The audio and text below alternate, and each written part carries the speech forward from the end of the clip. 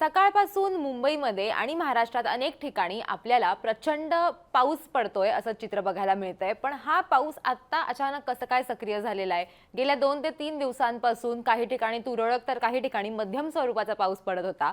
पण आता जे हवामान खात्यानं सांगितलेलं आहे त्याप्रमाणे पुढचे 2 ते 3 तास हे मुंबईसाठी खूप क्रुशियल असणार आहेत। त्याचबरोबर महाराष्ट्रामध्ये सुद्धा अनेक शहरांमध्ये प्रचंड पाऊस जो आहे त्याचा इशारा देण्यात आलेला आहे। ठाणे असेल, रायगड असेल, घाट परिसर असतील, इथे सगळीकडे हवामान खात्याकडनं इशारा देण्यात आलेला आहे। पण हे सगळं नेमकं का घडतंय? अचानक हा पाऊस जो आहे तो इतका ऍक्टिव्ह कसा झाला? हे सगळं आपण आजच्या व्हिडिओमधनं समजून घेणार आहोत।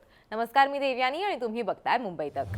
तर सगळ्यात पहिले आपल्याला हे समजून घेणं गरजेचं आहे की सध्या काय परिस्थिती आहे आणि कशामुळे हा पाऊस जो आहे तो इतका सक्रिय झालेला आहे। तर अगदी सोप्या भाषेत समजून घ्यायचं झालं तर आपल्याला माहिती आहे की बंगालच्या खाडीमध्ये ज्या वेळेला बदल होतात किंवा अरबी समुद्रामध्ये ज्या वेळेला बदल होतात त्यावेळेला पाऊस जो आहे तो सक्रिय होत असतो किंवा त्याची गती जी आहे ती कमी होत असते। म्हणजे काय होतंय तर आत्ताच्या घडीला आपण जर बघितलं तर इथं त्यांनी हवामान खात्यानं काय सांगितलेलं आहे ते आपण बघूयात की वेस्ट भागामध्ये, वेस्ट म्हणजे काय तर महाराष्ट्र, राजस्थान, कोकण हा सगळा जो पट्टा आहे इथं याला वेस्ट भाग जो आहे तो म्हटला जातो महाराष्ट्रामध्ये। तिथे काय परिस्थिती आहे तर scattered low to medium clouds with embedded moderate to intense convection over Rajasthan and weak to moderate convection over MP, Gujarat, Maharashtra and Goa. म्हणजे काय तर ज्या वेळेला आपण इथे तुम्ही जर हे बघत असाल तर हा जो पूर्ण पट्टा आहे इथे तुम्हाला हे जे एक सगळे ढग दिसतायत यालाच कन्व्हेन्शन म्हणतात। जसं आपल्याला शाळेत समजवलं जातं की ऊन असतं, मग खूप ऊन असलं की जमीन तापते, जमीन तापतं, पाणी तापतं, पाणी खूप तापलं की त्यातून ढग तयार होतात, मग ते ढग वर जातात आणि पाऊस पडतो। तर तसंच त्यालाच कन्व्हेन्शन म्हणतात वेदरमध्ये। पण त्याच्यामध्ये एक छोटासा बदल असतो, तो काय तर ज्या वेळेला सूर्यामुळे किंवा उष्णतेमुळे, हीटमुळे ज्या वेळेला सरफेसला म्हणजे पृथ्वीच्या सरफेसला तिथलं जे टेम्परेचर असतं, तिथलं जे तापमान असतं ते वाढतं, त्यानंतर ढग जे आहेत ते फॉर्म होतात, ते तयार होतात। जी गरम हवा असते सरफेस लेवलला ती गरम हवा जी आहे ती पटकन तापते आणि वर उचलली जाते आणि जी थंड हवा असते ती जागा भरून घेते आणि ही गरम हवा जी आहे ती जशी जशी ती वर जाते त्याचे ढग फॉर्म होतात आणि ते ढग फॉर्म झाल्यानंतर पाऊस जो आहे तो आपल्याला बघायला मिळतो। प्रचंड ह्युमिड म्हणजे आर्द्रता जी आहे ती सुद्धा वातावरणात यावेळेला तयार झालेली असते आणि तसंच काहीसं अनेक ठिकाणी महाराष्ट्रामध्ये सुद्धा गेल्या 2 ते 3 दिवसांपासून घडत होतं आणि त्याच्यामुळेच आता प्रचंड पाऊस जो आहे तो पडण्याची शक्यता आहे, मुसळधार पाऊस पडण्याची शक्यता आहे असं हवामान खात्याकडनं सांगण्यात आलेलं आहे। पुढे जाऊन आपण बघूयात की हीच गोष्ट जर तुम्हाला अगदी आणखीन सोप्या भाषेत समजून घ्यायची असेल तर इथे हवामान खात्याचे जे आधीचे प्रमुख होते त्यांनी सुद्धा ही गोष्ट जी आहे किंवा हे अपडेट जे आहे ते आपल्याबरोबर शेअर केलेलं आहे। तर त्यांनी काय म्हटलेलं आहे बघा की latest satellite observation indicate intense to very intense convection over Konkan including Mumbai and adjacent ghat areas, possibility of heavy to very heavy intermittent spells of rainfall during the next 3 to 4 hours at isolated places असं सुद्धा त्यांनी सांगितलेलं आहे।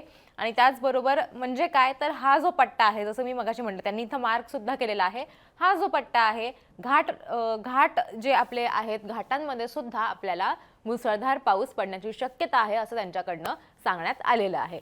पुढे जाऊयात। हवामान खात्यानं जे अपडेट टाकलेले आहेत अगदी नुकतेच काही वेळापूर्वी त्यात त्यांनी काय सांगितलेलं आहे की very heavy rainfall very likely to occur at isolated places in the districts of South Konkan and Goa. कोकणामध्ये आपल्याला पाऊस बघायला मिळू शकतो। Thunderstorm accompanied with lightning, gusty winds and heavy to very heavy rainfall very likely to occur at isolated places in North Konkan म्हणजे दक्षिण कोकण असेल, उत्तर कोकण असेल, दोन्ही बाजूला आपल्याला पाऊस जो आहे तो मुसळधार ते अतिमुसळधार पाऊस पडण्याची शक्यता जी आहे ती हवामान खात्याकडनं वर्तवण्यात आलेली आहे। त्याचबरोबर त्यांनी हे सुद्धा सांगितलेलं आहे की घाट परिसर जो आहे मध्य महाराष्ट्रातला आणि मराठवाड्यामध्ये या 2 भागांमध्ये सुद्धा आपल्याला पाऊस जो पडण्याची शक्यता त्यांच्याकडनं वर्तवण्यात आलेली आहे। मुसळधार ते अतिमुसळधार पाऊस पडू शकतो असं त्यांच्याकडनं सांगण्यात आलेलं आहे। पुढे जाऊन बघूयात की पुढच्या 3 ते 4 दिवसांसाठी हवामान खात्यानं कुठल्या जिल्ह्याला कुठले अलर्ट दिलेले आहेत ते सुद्धा आपण बघणार आहोत। इथं जर आपण बघितलं तर आज म्हणजे 21 तारखेसाठी ऑरेंज अलर्ट जो आहे तो देण्यात आलेला आहे ठाणे, रायगड, मुंबई, रत्नागिरी, सिंधुदुर्ग या भागांमध्ये। त्याचबरोबर मराठवाड्यात जर आपण बघितलं आणि विदर्भातल्या काही भागात बघितलं तर येलो अलर्ट जो आहे तो देण्यात आलेला आहे। ऑरेंज अलर्ट म्हणजे मुसळधार पाऊस पडण्याची शक्यता असते आणि येलो अलर्ट म्हणजे मध्यम स्वरूपाचा पाऊस पडण्याची शक्यता असते।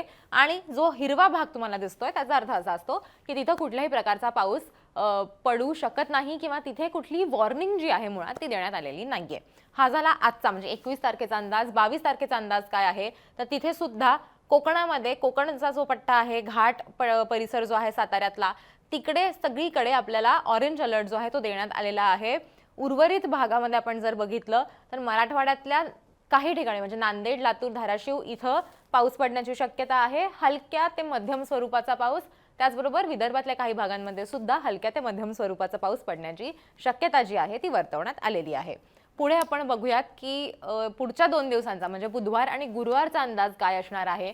तर इथं आपण जर बघितलं तर पुन्हा एकदा रायगड, रत्नागिरी, सिंधुदुर्ग, घाट भागामध्ये सातारा असेल किंवा पुणे असेल या भागामध्ये अनेक ठिकाणी पाऊस पडण्याची शक्यता आहे। त्याच्यामुळे त्यांना ऑरेंज अलर्ट देण्यात आलेला आहे। बुधवारसाठी मुसळधार पाऊस पडण्याची शक्यता जी आहे ती वर्तवण्यात आलेली आहे। त्याचबरोबर 24 तारखेला सुद्धा तुम्ही जर बघितलं तर आणखीन वरच्या दिशेला म्हणजे ठाण्यापर्यंत ऑरेंज अलर्ट जो आहे तो देण्यात आलेला आहे। मुंबईला येलो अलर्ट जरी असला तरी ठाणे, रायगड, पुण्यातला घाट परिसर असेल, त्याचबरोबर साताऱ्यातला घाट परिसर असेल, रत्नागिरी असेल, सिंधुदुर्ग असेल, कोल्हापूर असेल इथं सुद्धा ऑरेंज अलर्ट जो आहे तो देण्यात आलेला आहे। त्याच्यामुळे बाहेर पडताना परिस्थिती बघून बाहेर पडावी असा याचा अर्थ होत असतो। अशी वॉर्निंग जी आहे ती सुद्धा हवामान खात्याकडनं दिली जात असते। त्याचबरोबर तुम्ही जर बघितलं तर विदर्भात म्हणजे गेल्या 3 दिवसांत म्हणजे येणाऱ्या 3 दिवसांमध्ये जसे आपण अंदाज आता बघितले तर विदर्भामध्ये येलो अलर्ट होता, ऑरेंज अलर्ट नव्हता। पण गुरुवारसाठी म्हणजे 24 तारखेसाठी ऑरेंज अलर्ट जो आहे तो विदर्भातल्या काही भागांमध्ये सुद्धा देण्यात आलेला आहे। त्याच्यामुळे बाहेर पडायच्या आधी तुम्ही सतर्कता बाळगावी असं हवामान खात्याकडनं सांगण्यात येत असतं। पुढचे 4 दिवस कुठले अलर्ट होते तेच आमचा तुम्हाला सांगायचा प्रयत्न होता। हवामान खात्यानं सुद्धा ही गोष्ट जी आहे ती म्हटलेली आहे की बाहेर पडायच्या आधी हवामानाचा अंदाज बघून तुमच्या परिस्थिती, तुमच्या परिसरामध्ये, तुमच्या जिल्ह्यामध्ये काय परिस्थिती आहे याचा अंदाज घेऊनच तुम्ही बाहेर पडावं। तुम्हाला असेच जर वेळोवेळी वेदर अपडेट्स हवे असतील तर ते तुम्हाला मुंबई तकच्या व्हिडिओ पेजवरती बघायला मिळतील। आणि त्याचबरोबर तुम्ही जर अजून मुंबई तकला सबस्क्राईब केलं नसेल तर मुंबई तकला इतर सगळ्या अपडेट्ससाठी सबस्क्राईब करायला विसरू नका।